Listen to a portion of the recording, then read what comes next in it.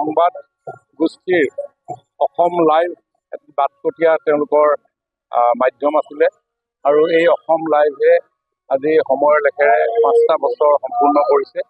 এই ৫টা বছৰে তেওঁলোকে যি সমাজখনৰ প্ৰতি দায়বদ্ধতাৰে সংবাদ জগতখনলৈ সেৱা আগবঢ়াই আহিছে, মই তেখেতসকললৈ শুভেচ্ছা জনাইছোঁ সকলো পৰিয়ালৰ সদস্যলৈ।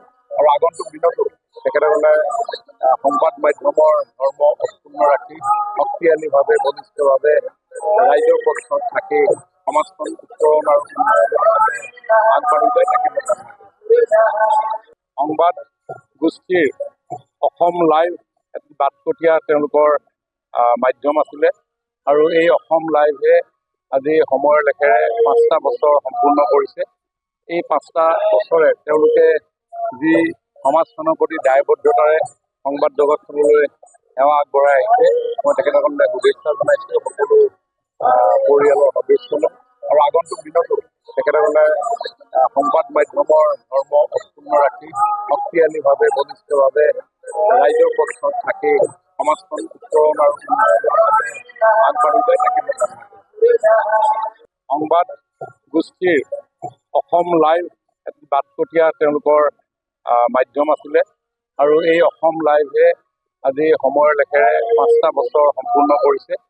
এই ৫টা বছৰে তেওঁলোকে যি সমাজখনৰ প্ৰতি দায়বদ্ধতাৰে সংবাদ জগতখনলৈ সেৱা আগবঢ়াই আহিছে, মই তেখেতসকললৈ শুভেচ্ছা জনাইছোঁ সকলো পৰিয়ালৰ সদস্যলৈ।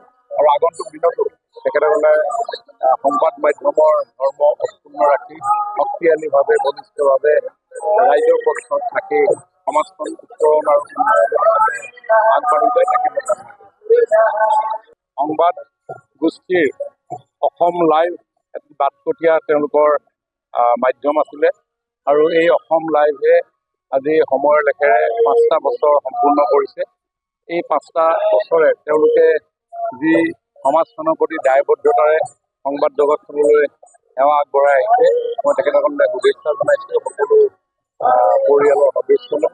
আৰু আগন্তুক দিনতো তেখেতসকলে সংবাদ মাধ্যমৰ ধৰ্ম অক্ষুণ্ণ ৰাখি শক্তিশালীভাৱে বলিষ্ঠভাৱে ৰাইজৰ পক্ষত থাকি সমাজখন উত্তৰণ আৰু উন্নয়নৰ বাবে আগবাঢ়ি যায় তাকে মই কামনা কৰিছোঁ।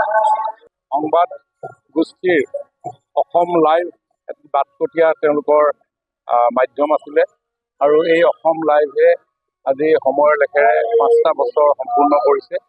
এই ৫টা বছৰে তেওঁলোকে যি সমাজখনৰ প্ৰতি দায়বদ্ধতাৰে সংবাদ জগতখনলৈ সেৱা আগবঢ়াই আহিছে, মই তেখেতসকললৈ শুভেচ্ছা জনাইছোঁ সকলো পৰিয়ালৰ সদস্যলৈ।